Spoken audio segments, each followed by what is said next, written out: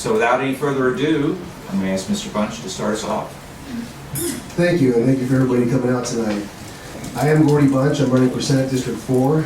I am a Coast Guard veteran, an entrepreneur, and a current public servant.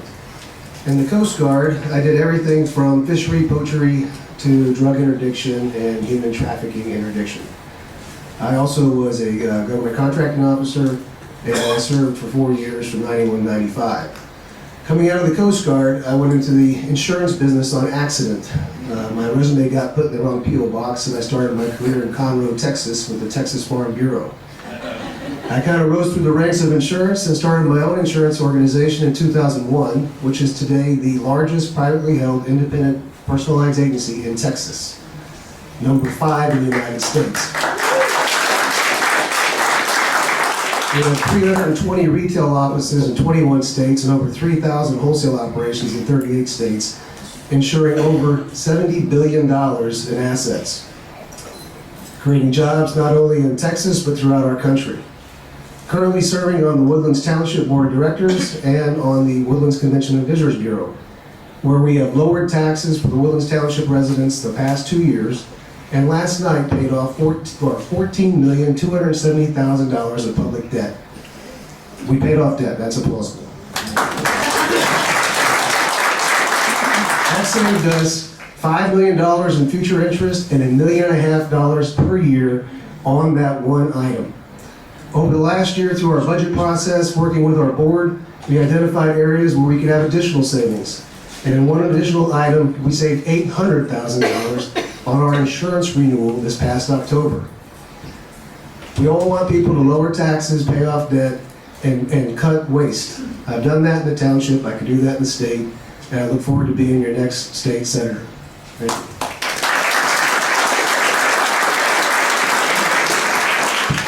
Representative Creighton. Okay, Texas politics matters, right? It's cold and rainy and we're all here tonight. We know how much it matters, correct?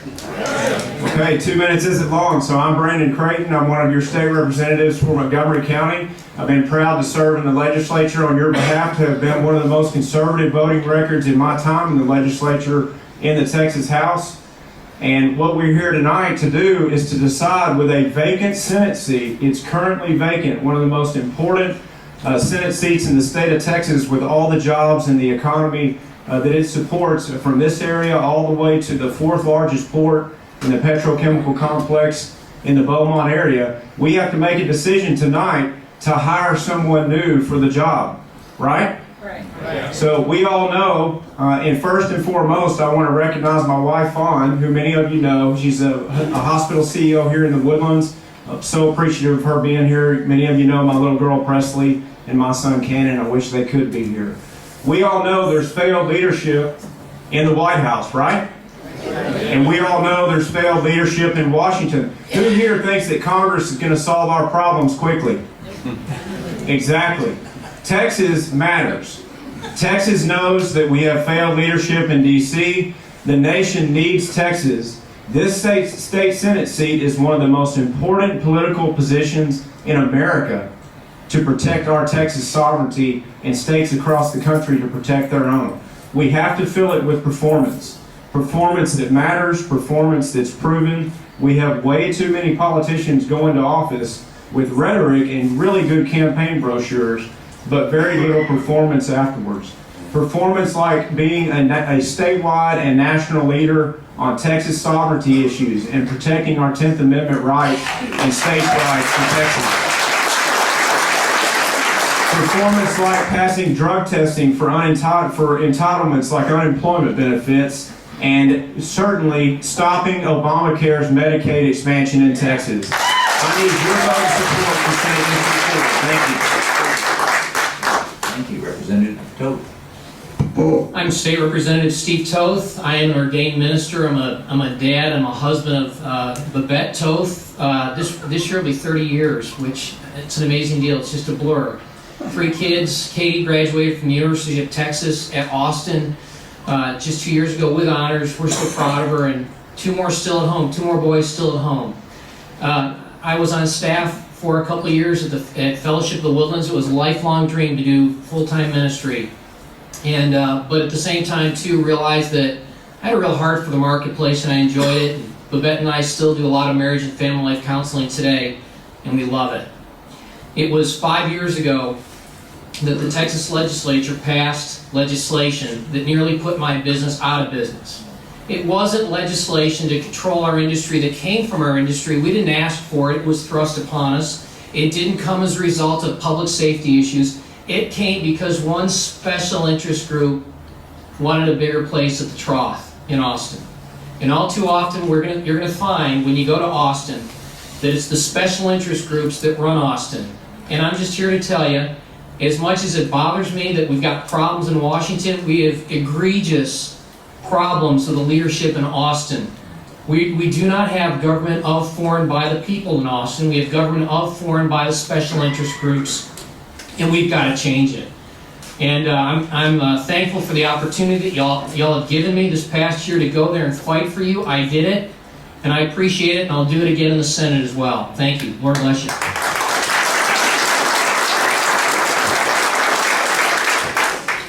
Okay, thank you, candidates.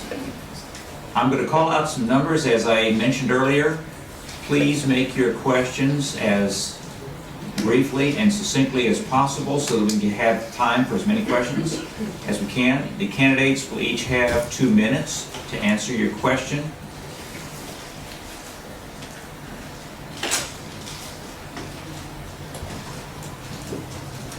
The red tag is a rebuttal request. Each one will have one opportunity for a 1-minute rebuttal. So you can choose to use that at any time during the questioning session.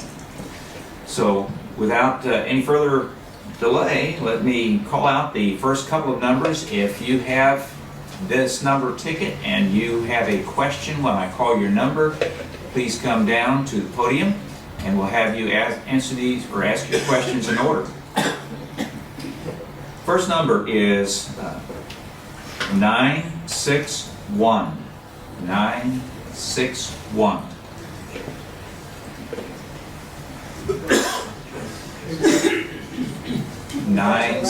The last three. The last three numbers. 961. Okay. 963.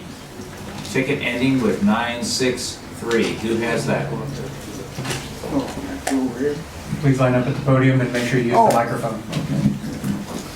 942. Who has number 942? I'd like to get about 3 people up there. Minimize the delay here. 988. Who has 988? There we have someone with that number. And number 932. Who has number 932? Okay. When the first questioner has finished his question, we'll ask the candidates to answer in the same order that they did their opening statements. That'd be Mr. Bunch, Mr. Creighton, and Mr. Toth. Okay, Steve Toth really hit the nail on the head about special interest running everything. Well, there's a company that wants to pump poison water down into these injection wells. And it could just mess up the groundwater system that we have. It may not, or it may. Now, what are you going to do about that? What can be done to stop that? They've tried to stop that in every way, and it seems like they're just trying to push on and do it anyway.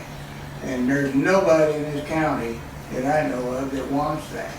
And yet, they act like they have a right to come in and do these kind of things. The other thing is pro-life. How do you stand on that? And that's all I've got. Thank you, Jim. Let me start with the easy one. Was it me? Yes, sir. All right. Pro-life. I was raised Catholic. I have a pro-life background. It's no abortion under any condition for me. That's just the way it is.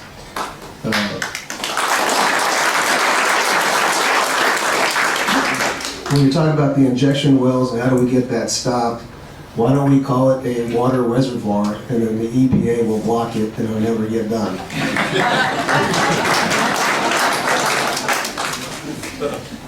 Those are issues and nobody wants to have hazardous waste in the injection wells built in their backyard. and that's true across the state. But I do think that the EPA might be, they block everything. So all you need to do is change the messaging on that and make it something you want, and then they'll take it away from you. So it might be a decent strategy. Okay, Mr. Creighton. Well, on pro-life, I believe life begins at fertilization. I've spent my time in the legislature working and leading an effort that the Texans, that America United for Life has called Texas the most pro-life state in the union, because we passed sonogram, which was an emergency item 2 sessions ago. I co-authored that bill and was out front on that effort because we defunded Planned Parenthood in Texas.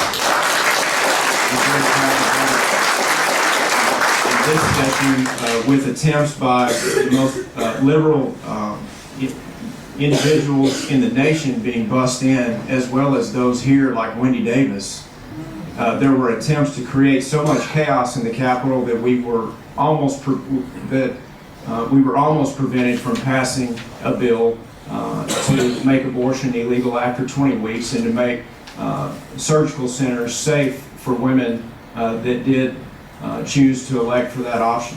So we've made significant strides in Texas for the unborn. The elderly are just as important to me, the unborn and life at any age, and I've been very strong and very consistent on that issue.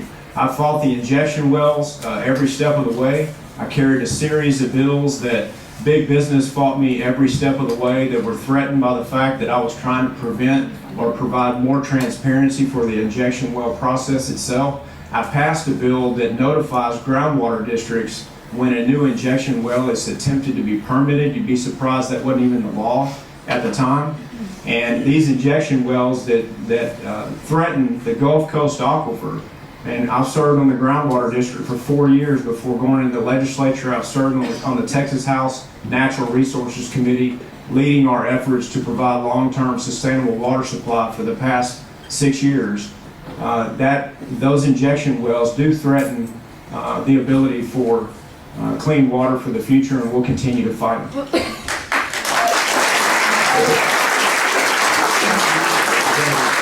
Sure, whether it's the toxic waste being injected into the possibility of contaminating our groundwater, or it's neighboring states trying to take the water from the Golden Triangle, we've got to send someone to the Senate, because you're one of only 31, not one of 150, but you're one of 31. You've got to have someone that's going to draw the line and fight for us. And I will do that, because I have not, nor will I, be a sellout to special interest money in Austin.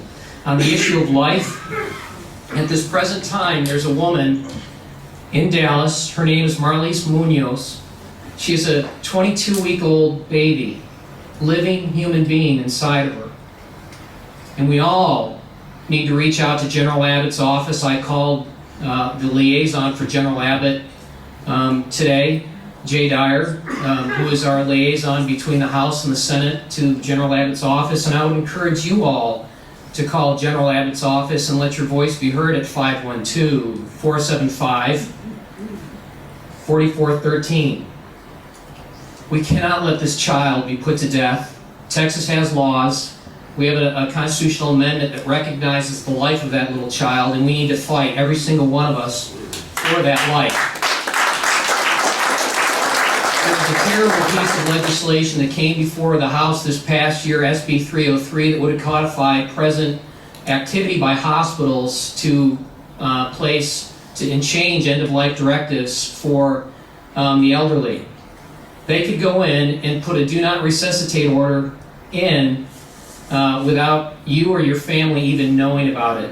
I stayed up till 1 o'clock in the morning to actually testify against that bill. House members never do that. While everyone else was home and in bed and asleep, myself and Stephanie Click fought hard against that bill, and we kept it from passing. Thank you very much. Thank you. Next question, please. How are y'all tonight? Very good. Is Texas spending too much money? That's what I would like to hear y'all comment on. Okay, in the answering order for this, we'll do the reverse. We'll start with Representative Creighton and Representative Creighton. Mr. Bunch. Texas started the 83rd legislative session with $8.8 billion. That was $8.8 billion with a B that was left over from the 82nd legislative session that was not spent. We then went and increased spending by roughly 17%. We then went into the rainy day fund for an additional $4 billion, and we never thought for a second when this session started about really truly prioritizing our needs from our wants. We spent money on feral hog abatement programs, we spent money on Commission for the Arts, we spent money on grape growers, a bazillion different things, but we never took care of the actual needs. And as a result, you heard, I don't know how many of you are here for the county judge race before us. We've put counties, Texas counties, in an untenable situation. We have, and these are not my statistics, this is what Susan Combs says, the second most debt of any state in the nation on a per capita basis. Only New York has more debt than Texas. It's held at the county level, and more things get pushed down the county level so that the state can keep its hands clean because we're not allowed to incur debt. This ought not be so. The state this year was awash in cash and did not take care of its responsibilities. Montgomery County, as you heard, and I think Doris said we're number 2 or number 4 in the state. We're at $1,180 of debt per capita per person. Meanwhile, Tarrant County only has $180 of debt per person. We have got to do the responsible thing at the state level and work with county government and not pass off bad responsibilities to them. Thank you.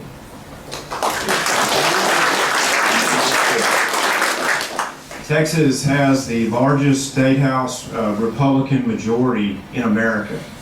95 members of the Republican members out of the 150 in the Texas House. The Texas budget is the only bill that we have to pass, House Bill 1. That bill has to originate in the House.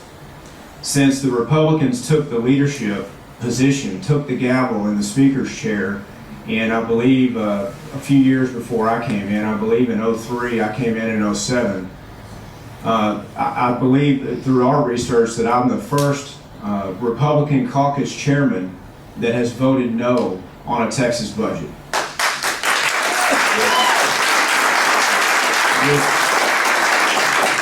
With the help of the conservatives, the grassroots movement, and the conservatives that have come in over the last 2 classes, those new members helped me gain that position to offset other moderate leadership in our own party.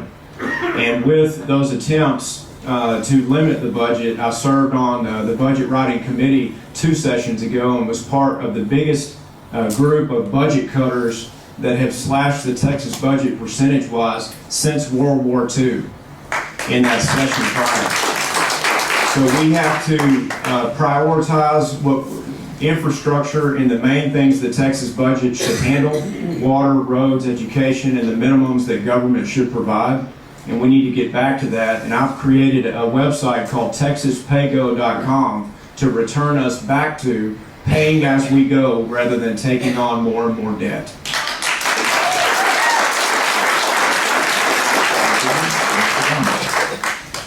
I do think we spend too much, and I echo their thoughts on, do we do the right prioritization? We really do need to focus on our needs before we get into a bunch of things that we don't necessarily have to do. Right now, our roads, our water, and our education is greatly behind. And that is a lack of planning and a lack of prioritization in how we spend our money today. To take some examples, I do think part of the problem is we don't have enough very experienced business people in Austin or in government at any level. In my company, I took $10,000 and I built a near $1 billion organization from scratch. I don't have taxes that get to fund me. I am a very, very conservative, thrifty individual when it comes to how I spend my money and how I invest it in infrastructure to grow. That kind of experience would be invaluable in the process of our biennial budget. If you look at our Woodlands Township budget, this year we have estimated $14 million in surplus from spending less and bringing in more. So if you look at how you can run a government more like a business, you only have to look down the street at the township. That surplus allows us to pay off debt and reduce taxes.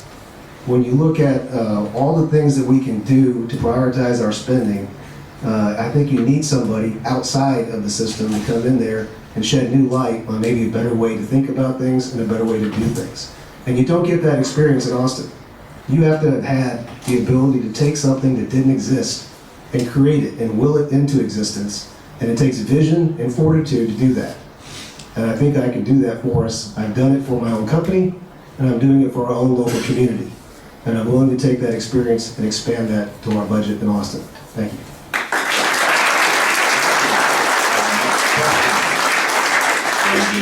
I'm going to ask the candidates to answer in this order for this question. Representative Creighton to answer first, Representative Toth to answer second, and Mr. Bunch to answer third. Thank you very much. I'm not a big fan of Obamacare. What can the state of Texas do, if anything, to fight Obamacare?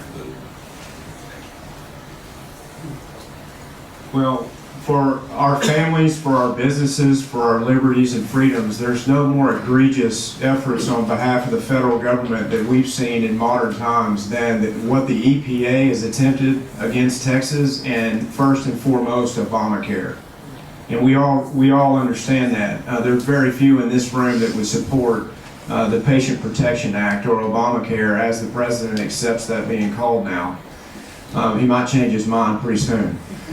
So I think on Texas itself, the pressures of unfunded mandates, the pressures of strings that come down from Washington that create tremendous issues on our state budget, and all that we try to do as Texans to run Texas as Texans see fit, despite federal interference and overreach.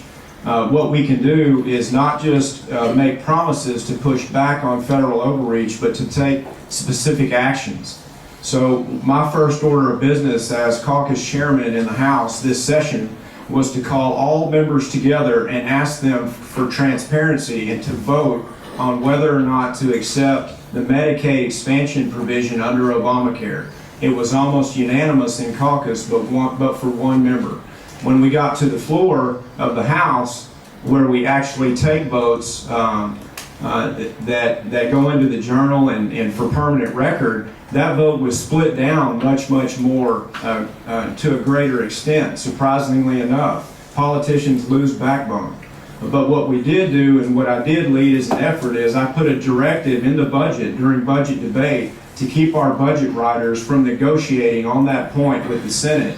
And that even though leadership in the House said that we had our head in the sand and should consider accepting Obamacare's Medicaid provision, I stood strong, had the backbone and conviction to hold my ground with a lot of support, kept that directive in the budget, and that blocked Obamacare in Texas, which redstate.com called me the man that kept Obamacare out of Texas this session.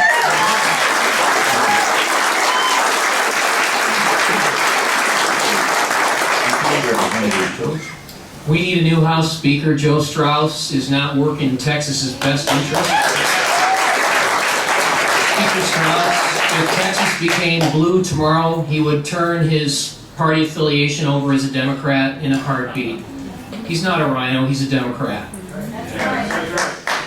We had two bills that could have worked miracles for Texas. One of them was the Fair Funding Act that I sponsored, and the other one was a nullification bill by Charles Perry.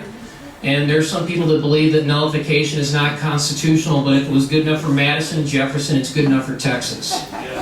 That was a nullification bill that was never allowed out of committee because Speaker Strauss wouldn't allow it out of committee. I joint authored it with Charles Perry, and then he joint authored my Fair Funding Act bill. Neither one of those bills were allowed out of committee. We will not go anywhere with current House leadership. And we need the people of Texas to speak up and start getting a grasp of how the House works. And the way it works is you have one person. The Speaker's role used to be a very administrative position, nothing more than that. But it's become an incredibly powerful post where he has unbelievable power to wield incredible power over us. It's no longer government of, for, and by the people. It's government of, for, and by special interests that pour the most money into Austin, and not be so.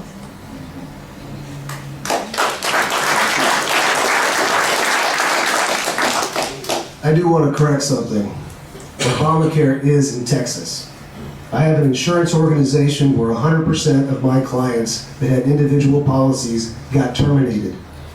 And just because he changed his mind and decided that he was going to let them back into the plan that they could have kept, all of them had to get re-underwritten or repriced at a substantially higher rate.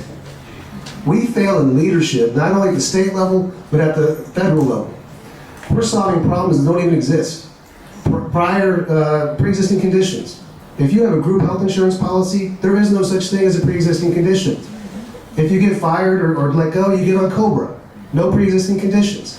If you go from COBRA or a group policy to an individual policy, you get a certificate of credible coverage. No pre-existing condition issues. The issues with healthcare is jobs. People that have jobs don't have pre-existing condition issues. So it's a very small percentage. Obamacare is not healthcare. Healthcare is what a nurse does, a doctor does, a pharmacy does. It's a complete farce. I agree, most likely unconstitutional, as insurance is state regulated. This is the first time in my career I've ever had a federal mandate on my business. There are 77,000 licensed life and health insurance agents in our country. We're giving grants to create navigators, unlicensed, no background check, no education to enroll people. That put my company out of the health insurance business in Texas, so it is here. And it's a failed leadership to identify that they're solving problems that don't exist. Texas has a high-risk insurance pool for people who have pre-existing conditions. They do.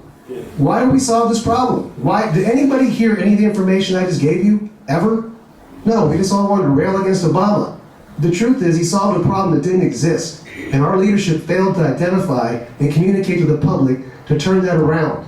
We didn't need it, I don't want it, and I want it repealed. Can't do that from the state, but I will work with our legislators to make sure we can put things in place that protects Texas, like the Navigator bill that would have required them to have background checks. That should have been signed by 100% of our state legislator, and it wasn't. Okay, thank you. Okay, time for some more numbers, so please check your tickets. Make sure you haven't dropped it on the floor. Number 933, if you have that ticket, please come to the podium, please. Number 933. Number 964. Ticket number 964.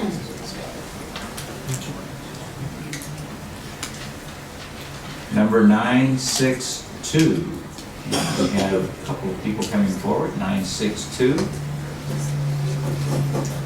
Okay. Let's we'll hold it right there, and we're going to ask our candidates to answer in the following order this time. Representative Toth first, Mr. Bunch second, and Representative Creighton third. Okay, ma'am. Hi, how are y'all? Excellent. I have a question. So it's becoming more common these days that people are wanting to kick the elected officials out that are currently elected. So why should we send y'all back to Austin? The ones that are elected. I couldn't agree more. There are two problems in Austin. One is unelected, unaccountable, stealth bureaucrats, and the other is individuals that have been there so long that they no longer care about the legislation. They care more about the relationship that they have with the fellow House or Senate members. The term that I have heard used over and over and over again is, you know, sometimes the horse really doesn't matter. You just go with the jockey, meaning the person that writes the bill. And you see a ton of that. You see it going on every day in the House, where people vote for legislation simply because of a relationship that they have with a fellow House member. It's ridiculous. And I agree, I'm for term limits. I believe 12 years and you're out. And I also believe that a House member should serve for four years, not 2 years. 3 terms, and that's it, just like in the Senate. We can space them accordingly, but 12 years and you're out. I'm not in Austin now, so it wouldn't be, and we don't have an incumbent, so we're not kicking anybody out of a chair. We're all looking to fill one. The reason I want to go to Austin is I do think we lack leadership We lack experience in the executive and entrepreneurial levels that they need guidance and help. I am a registered investment advisor. I have a financial background, and I built 4 companies from scratch. From scratch. I own a software company, a finance company, an insurance company, and an insurance wholesaling company. And I have created jobs in 38 states. I don't know that we have legislators like myself. I know we hear people talking about special interests controlling people. Nobody controls me. I'm there to represent Texas, our Senate district, my family, and the interest of our state. And that's it.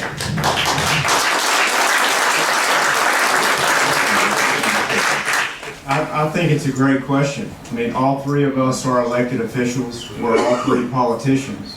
We're all 3 businessmen. I'm very proud of my accolades on the private sector side. I chose to run for a job that pays $600 a month because I was tired of yelling at the television. So I'm a job creator, I'm an entrepreneur. I built a business with just a few other people that they created over 1,000 jobs in Texas and had $100 million in sales over the last couple of years. I'm very proud of what I've been able to accomplish in the private sector. We're talking about what we need in this position, in this vacated Senate seat. It's in my opinion, one of the most important political positions in America to stand up for Texas sovereignty and our liberties and our freedoms. Who is best to perform that's interviewing for the job? That's right. 26 million Texans. We have about 600,000 or 700,000 people living in Senate District 4 that are all able within Senate District 4 to have the opportunity to run, right? My dad used to tell me, get involved, get active, hold your government accountable, ask questions of your politicians. If you're not going to come with solutions, if you're not going to get active, if you're not going to run yourself, whose fault is it? And I did that. I did that early, years ago. When I came into the legislature, I was the youngest Republican. I felt very alone on my conservative principles in many ways. And I performed over time with delivering on bills that not just passed the House, not just with implementing my skills and knowledge from the private sector and building successful businesses, but performed in passing legislation that is meaningful. The Federal Reserve gave my tort reform loser pay bill one of the top 3 reasons why Texas survived the recession. Our efforts to push back on federal overreach and through state sovereignty and reaffirming the 10th Amendment, on Dodd-Frank, on national education standards, on attacks against fracking, on our economy, all successful maneuvers there leading that effort, and I'm very proud to be someone that's offered myself for public service and asking for you to send me back. Thank you. For our next questioner, I'm going to ask that the candidates answer in the following order, as you did with your opening statements, Mr. Bunch, Representative Creighton, Representative Toth. Thank you, Dale. John Wirtz, Montgomery County Tea Party. I know there was some criticism of leadership up in Austin in the last go-round of answers, and your position that you're seeking at the Senate level. As the leader of the Senate, what kind of job do you think Lieutenant Governor David Dewhurst has done to help your causes? I supported Ted Cruz extremely heavy in his fight against Lieutenant Governor Dewhurst. And the margin tax was one of the most significant reasons. Today in Texas, we have a tax that's more offensive than an income tax. It's called the Texas Margin Tax Franchise Tax. It taxes businesses on gross revenue irregardless of profitability. I told you I'm a builder. I build companies, which means I reinvest heavily in hiring staff and adding infrastructure. When I do that, I go years where I don't have a profit. But the state of Texas wants to pick my pocket because they had a shortfall in their budget a few years ago, and they decided to plug the hole with business. So I think we lack leadership in that position, clearly. And if you had enough business people in the state legislature, that would have never passed. Because that impacts our ability to create jobs when you take our money that we earn and even take it when we don't earn it.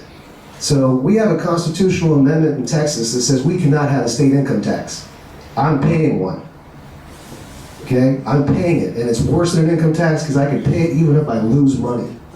And that is something that happened under his watch. And that is something that obviously I would be looking at repealing and giving that money back to the people who created the businesses and generated the money to begin with. And that velocity of money will help create more jobs in Texas than it's going to do sitting in the coffers of Texas legislators spending it however they choose.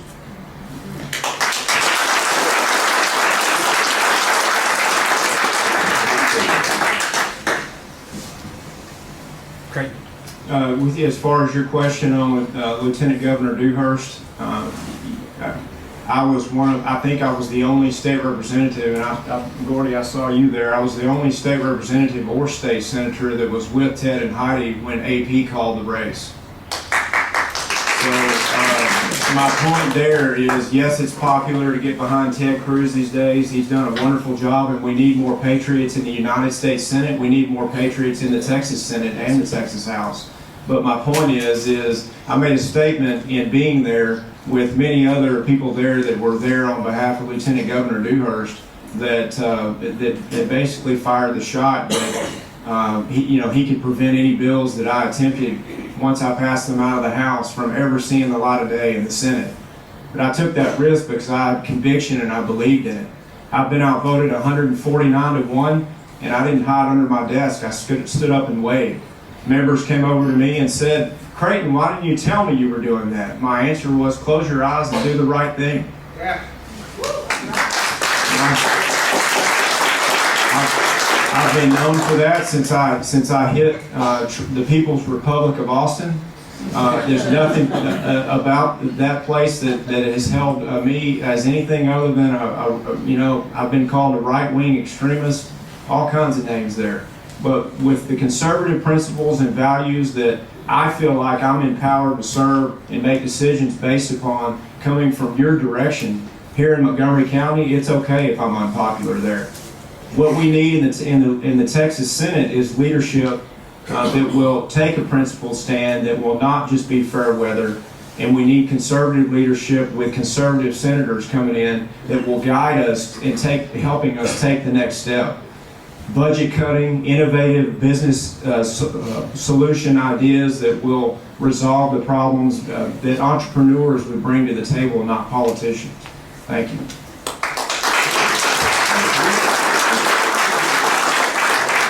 According to the Legislative Budget Board, this isn't what I say, this isn't what outside sources say, this is the Legislative Budget Board. It's a nonpartisan group. It's made up by the state of Texas with House and Senate members. And according to the Legislative Budget Board, spending has increased 312% between 1990 and 2012. Take that in a second. 312%. During that same time, population adjusted for inflation has increased 136%. Do we have a spending problem in Texas, folks? Yes. It's all from bad leadership in both the House and the Senate. And Lieutenant Governor Dewhurst needs to take responsibility for that. We can go on TV all we want to, pat ourselves in the back, and tell the federal government that they need to learn from Texas, but at the end of the day, when our budget is growing as fast as the federal budget is, we need to say we're sorry to the people of Texas and do the right thing, which means you've got to say no to special interest groups, and we've got to take care of our constitutional needs first. 1 second. We should be about education, medication, incarceration, and natural resources. Anything else we can leave up to the private sector. Yeah, baby. Thank you. Thank you, candidates. Okay, for our next questioner, I'm going to ask the candidates to answer in the order as follows. Representative Toth, Representative Creighton, and Mr. Bunch. Fessenden, I brought my 2 kids up here so you can see that. Been a precinct chair for a long, long time here, 15 years. Watched us take control of both the House and the Senate here in Texas. And I was listening to, I was reading, St. Thomas Aquinas said that theology has a purpose because it allows the Word of God to go forth and make the changes that science can't make. I'm looking for a little bit more word in the Republican Party. Some applications. We've used to have a party platform, and now people don't even tell us what they believe in that party platform.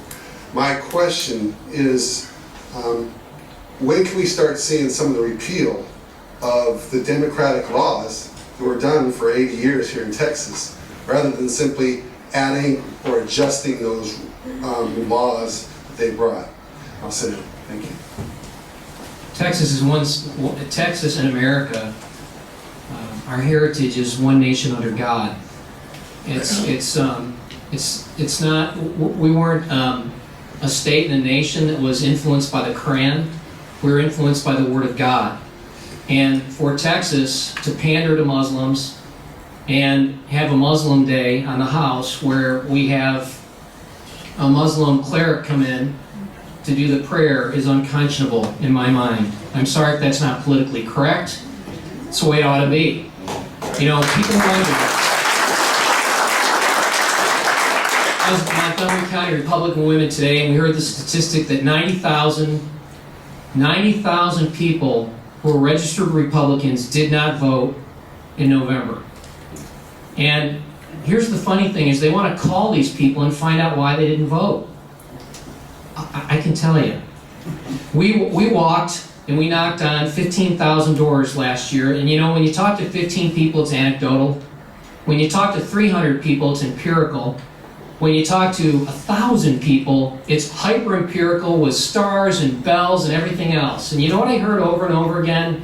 You know, when the Republican Party starts acting like the Republican Party and adhering to the values that the Republican Party claims to adhere to, then I'll go back and vote, because at this time right now, you guys are acting the same. I can't see any daylight between the Republicans and the Democrats. Folks, they unashamedly push their values on us. You have a woman that that filibusters for 11 hours for the right to kill a third trimester baby. And we're saying, hey, let's go and seek middle ground. They're not seeking middle ground, and I won't either. I haven't, I won't. Not going to happen in the Senate. I didn't do it in the House, and I won't do it in the Senate.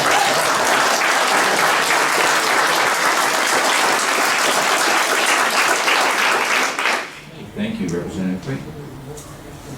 You know, Fred, I think you make a good point on looking at some of the policies that we need to remove from the books rather than focusing on 5,000 great ideas every time we go into session when we only have to pass one bill, it's the budget. I think that's why our founders were visionary in the sense that they did send legislators to Austin, citizen legislators that make $600 a month and have to have actual jobs at home. They had vision in sending us there only 5 months every 2 years, because other states that are there 8-9 months a year, and certainly what we see coming from Washington, D.C., is once they get the very minimums done, and Washington rarely does that, it's just a bunch of politicians coming up with great ideas to impress you. So we do need to look at enforcing the laws we have on the books rather than focusing on all the great ideas that we could to impress everyone at home. And I think we live in a very special area in Texas. There are about 12 counties, fast-track, suburban, high-growth, compounded growth over a decade, every census counties. Montgomery, Fort Bend, Williamson, Collin, Denton, and others that really have the pulse of Texas firmly in grasp and have a conservative message going to Austin. When Republicans get the keys to the bus, we're expected what? To govern, to lead, to make decisions, to make a principled stand, to have backbone, and to do what you expect. And I think we have strong leadership in Montgomery County. That's why we have strong candidates. We don't need to cannibalize ourselves. We need to realize that much of Texas, even though they call themselves Republicans, they're soft on it. And we need to promote what we've got here across the state of Texas, getting candidates in office that really will stand for something at the federal and at the state level. We've abolished state agencies like the state treasury. We've done some things that we need to do to lessen and diminish government. We have a lot of work left to do. Thank you.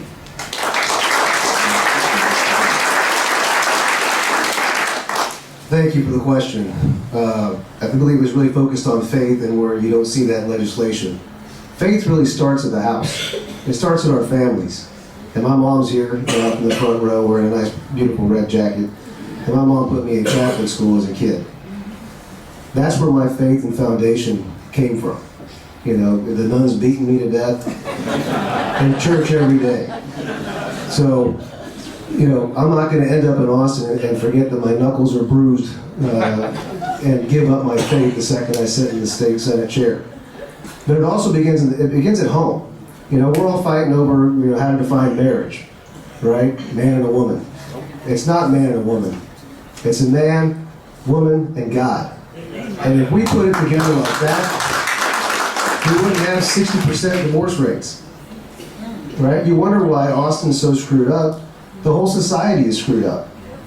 Everybody's lost their moral foundations. TV does not teach people how to behave morally and ethically. That's done outside of TV, that's done outside of legislators, that's done at home and in the churches. So we do need the church people to show up and vote, right? We had what, 20% turnout last time from people who claim to be Christians? It's shameful. Our race, well, I'll tell you, we're expecting 3% turnout. In God we trust, gave us this great country where we can vote and we can be free, and only 3% wants to show up. Look, I took an oath to protect our country from all threats, foreign and domestic. And right now we're under domestic threat. Not just from our federal government and the debt it's wielding on our kids who can't even get a credit card. They have more debt right now than they go down to the bank and get a credit card. But we're also in a threat from our own apathy. Yes. I want to see faith in community. I want to see people show up and vote. And then maybe we'll have legislation and representation that demonstrates faith in government.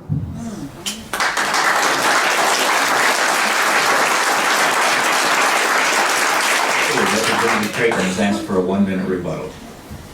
Okay, and just to emphasize on what the candidate field has promoted, it's a very, very strong point to emphasize to you and to have you emphasize to the rest of the community as you're able to influence others, as you are leaders just like we are, that we need to know where every individual candidate stands on the issue of faith and what guides them in making their decisions. If they're not clear and articulate and confident in those issues, on their beliefs and their faith, it's not politically popular for me to say that Jesus Christ is my Lord and Savior anymore. In the Texas House, they'll admonish you for that.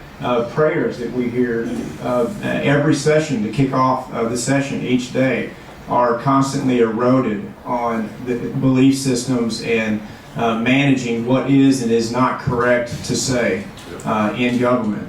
But we, not having elected officials that use faith as the basis and guidance for each decision that they make is a clear example of the erosion of the moral fabric of our country and our state. And I think this area promotes and provides salvation for that better than any other in the state of Texas, and I'm proud of it.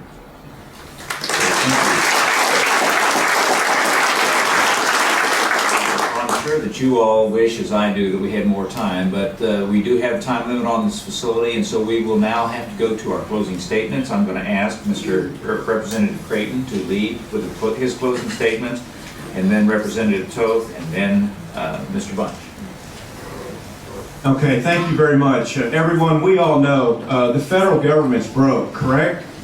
The Federal Highway Trust Fund Act is broke. We're not getting any money for transportation. We've got $17 to $18 trillion in debt. In 2009, it was 10. From George Washington to George Bush, we took on less debt than the current administration's taken on. We're in trouble. Texas is the last stand. It's the economic and jobs creation engine of North America.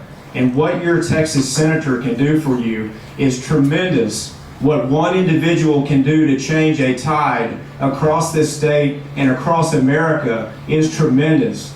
I've moved mountainous barriers through faith and hard work and determination. I want to do that on your behalf. I've been successful at doing that in the House of Representatives. I've been successful at doing that in business, and I want to do that for you in the Texas Senate. It's very important that we have a vision for Texas, securing the border with every asset available. We need to make every attempt through Apache helicopters with DPS pilots, laser technology, and arming our sheriff's deputies and game wardens to fight the cartels, whatever it takes, because the federal government's failing us. Drug testing for all entitlements. I've already passed the bill for drug testing for unemployment benefits. I'm going to take that a step further. We have to get a handle on our entitlement culture and promote a hand up, not a handout. That's what wrecked us in the last presidential election. Creating jobs through education, water, and transportation solutions that safeguard the taxpayer. We have to do that, and there's no greater area of the state that we could provide as an example for that than here. And continuing to block Medicaid expansion under Obamacare. Yes, we have Obamacare in Texas. The Supreme Court allowed it, but you had one Texas legislator stand up for the most unsustainable provision of that entire act in the state and accomplished it. I need you to stand united and together with me. I want your vote and support, and I will fight on your behalf like no one else has in the Texas Senate, Senate District 4 in Brandon, Creighton. Thank you.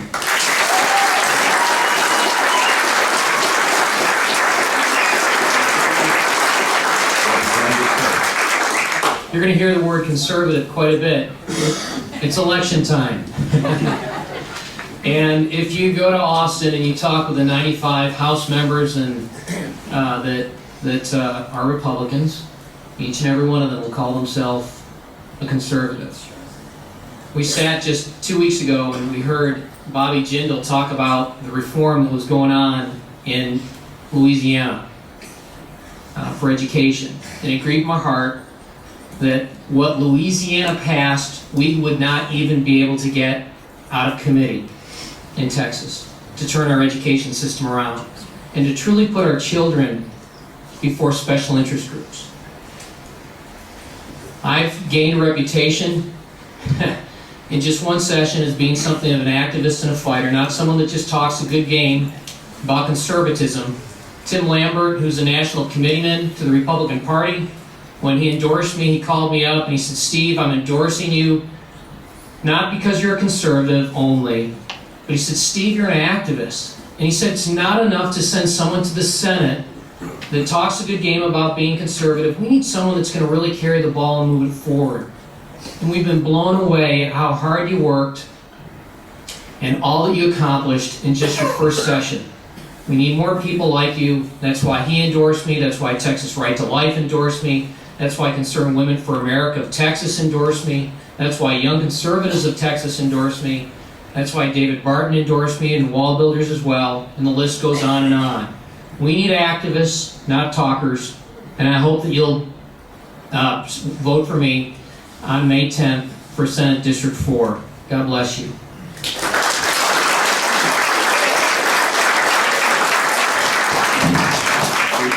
Thank you, Representative Toth. Mr. Bunch. I'll use a different word. Even though I am conservative, I consider myself a patriot. At 19, I enlisted in the United States Coast Guard at the onset of Gulf War I.